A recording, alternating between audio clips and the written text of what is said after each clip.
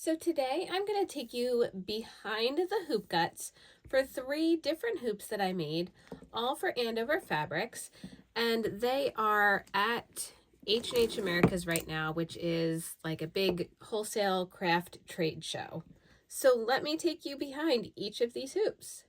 So this is a hoop made with this gorgeous line of fabric by Sarah Maxwell for Andover Fabrics, and I will put her Instagram in the comments. So this is a hoop that I'm going to be teaching a class on next year, and I'll have more information on that later. But let's first go behind the hoop.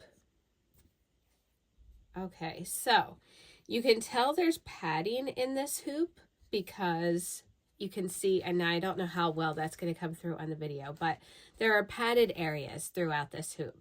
Lots of thick threads. I use the DMC Cotton Redders mat.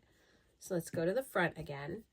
So I mentioned that there are padded areas. I'm going to try and hold it sideways so that you can see these areas that have been appliqued but also stuffed and then embroidered and beaded so that it gives it a little bit more dimension when you're looking at it. I really had fun working with just 3, it was really 3 main colors. So I used a lot of fabrics from this line, but just little pieces of them. But I feel like the little pieces all together really work into a gorgeous project. And it was fun working with the paisley design, which is not something I do much, but I always love paisley. It always catches my eye. And so I wanted to have fun with that one. We've got some sparkles in here with sequins. And there was a tutorial for this stitch that I just added to my channel, the Scalloped Buttonhole Backstitch, so I'll link that as well. So let's go to the next hoop. The next 2 hoops were made with this gorgeous line of fabric by Alexandra Bordallo, and I'll put her info up too. This is also one for Andover Fabrics. And these colors, I love these colors. I love when I get to play with this like fuchsia color, mix it with some of the mustard in here. So let's check out behind the hoop guts.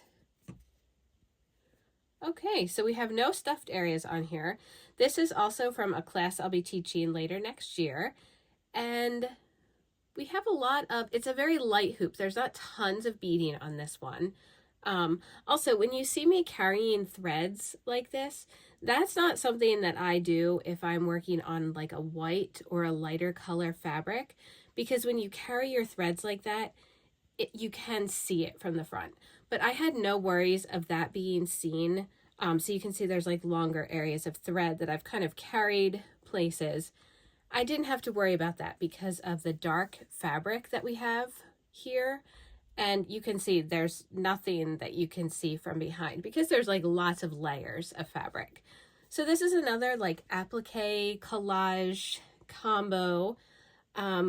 I have lots of, I'm going to hold it to the side again so you can see the dimensional beads. And I'm going to link those. A lot of these are from the Glass Garden collection of beads, which have a lot of like flower shapes and botanical shapes that you can mix and match and create your own shapes. So they're from John Bead, and I really enjoy playing with those and just adding in little bits here and there throughout this hoop. So this one is kind of like my own little garden. We've got my picket fence here, some trellis in the background, lots of flowers, lots going on. I love this hoop.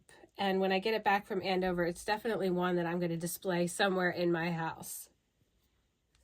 Now this other one you've also seen lately because this is one that I created for a class, a virtual class, and I'll put the information in the description. So you can take this class, it's self-paced, you can pause and play and rewatch it as much as you need to.